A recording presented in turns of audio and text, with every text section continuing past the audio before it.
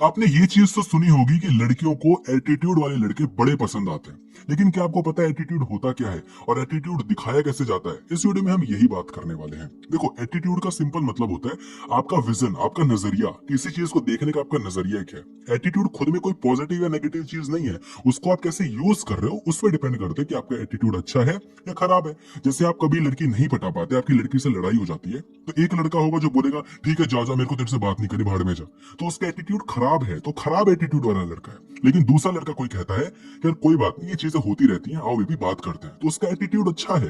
ये छोटी छोटी चीज लड़कियां देखती हैं।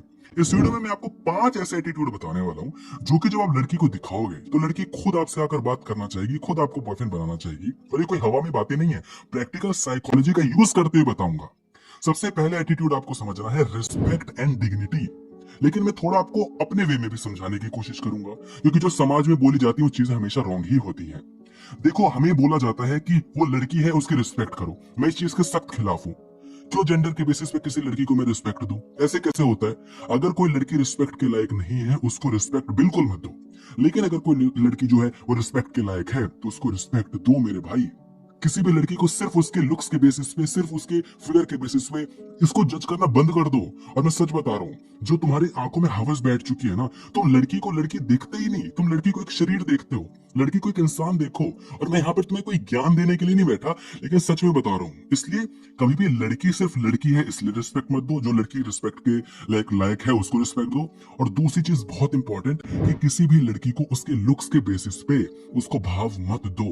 ये एक चीज तुम समझ गए, तुम जिंदगी में बहुत आगे जाओगे। क्योंकि जो लड़कियां होती हैं वो सिर्फ अपने लुक्स, या सीधे कहूं तो अपने सेक्स, जो सेक्स होता है ना, उसके पीछे लड़के को लट्टू करवा देती है।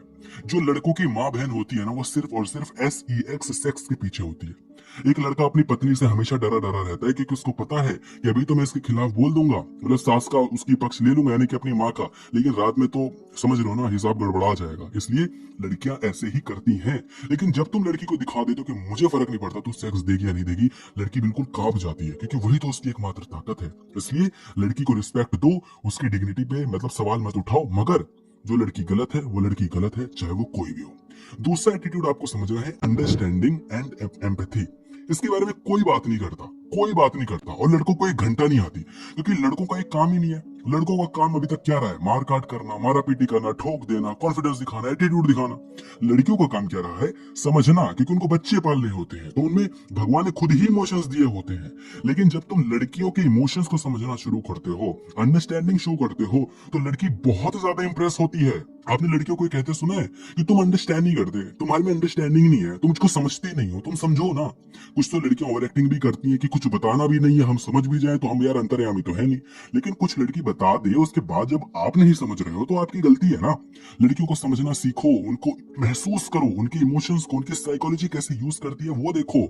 जैसे कि एग्जांपल से बताऊं, जब भी कोई लड़की शिकायत करती है आपसे, तो आप उसको एडवाइस देना शुरू कर देते हो, अपनी एक्सप्लेनेशन देना शुरू कर देते हो। तुम्हें साइकोलॉजी समझनी है कि लड़कियों के मूड स्विंग्स होते रहते हैं। 30 दिन में से 5-10 दिन तो उनके पीरियड्स चलते रहते हैं यार। प्री पीरियड्स, पोस्ट पीरियड्स, उनके मूड ही स्विंग होते रहते हैं। इसलिए एक्सप्लेनेशन काहे दे रहे हो?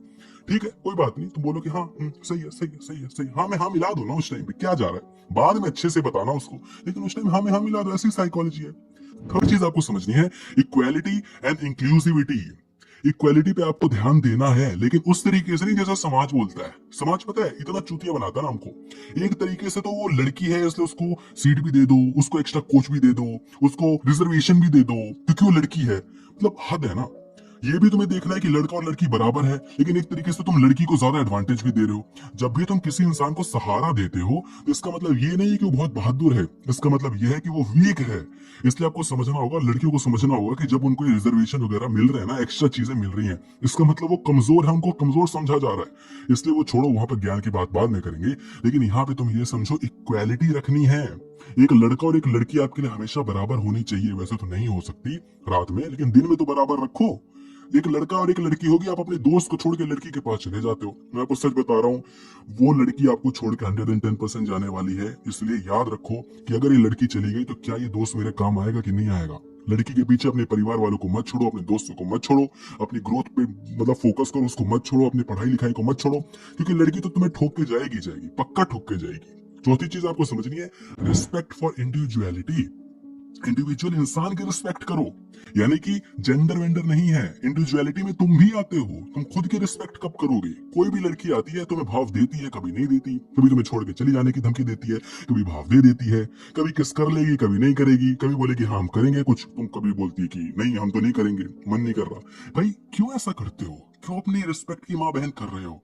लड़की को बाद में रिस्पेक्ट देना, भाई खुद को तो रिस्पेक्ट दे लो। ज्ञान देती रहता है हमें समाज की, लड़कियों की रिस्पेक्ट करो, लड़कियों क्यों कर लूं भाई मैं लड़कियों की रिस्पेक्ट? ज्ञान देता रहता है समाज, लड़कियों की रिस्पेक्ट करो, क्यों दे दूं भाई लड़की को रिस्पेक्ट? एवं दे दो, फ्री में आ रही है, मैं खुद की रिस्पेक्ट ना करूं? खुद की रिस्पेक्ट करो। कोई भी लड़की अगर तुम्हारी रिस्पेक्ट पे हाथ उठा रही है, छोड़ दो उसको, बात मत करो उससे, मत करो। और पांचवी चीज जो कि बहुत ज्यादा इंपॉर्टेंट है, वो है यूज ऑफ रिस्पेक्टफुल लैंग्वेज। देखो मैं यहाँ पर आप करके बात करने की बात नहीं कर रहा, मैं जी करके बात करने की बात नहीं कर रहा, मैं रिस्पेक्टफुल लैंग्वेज यानी कि आप किस तरीके से बात कर रहे हो। आपकी लैंग्वेज बताती है कि आप कितने पढ़े लिखे इंसान हो। और पढ़ाई लिखाई से मेरा मतलब वो नहीं है, पढ़ाई लिखाई से मेरा मतलब है आपको संस्कार कैसे दिए गए हैं, आपका एटीट्यूड क्या है अपनी लाइफ को लेके। जब एक लड़की से बात करो तो एक लड़की के हिसाब से बात करो, एक लड़के से बात करो तो एक लड़के के हिसाब से बात करो, जब बड़ों से बात करो तो बड़ों के हिसाब से बात करो, छोटे से बात करो तो छोटों के हिसाब से। अब हर जगह वही गाली गलौज वो सब चलता रहता है, तू तड़ा के तुम्हारा थोड़ा तो होना चाहिए ना। अगर लैंग्वेज अच्छी नहीं होगी तो आप कुछ नहीं कर पाओगे, क्योंकि जैसा आप बोलते हो वैसा आप दिखते हो। कोई लड़की कितनी ही हॉट क्यों ना हो, मुंह से जब वो हक देती है तो मन नहीं करता यार, मतलब सारी हॉटनेस धरी की धरी रह जाती है। इसलिए जब लड़की अच्छे से बोलती है, लड़की का एक अच्छा सा मतलब नजरिया होता है, तो बड़ा मजा आता है उससे बात करने में। इसलिए आपको भी अच्छे से समझना होगा कि बात कैसे किया जाता है।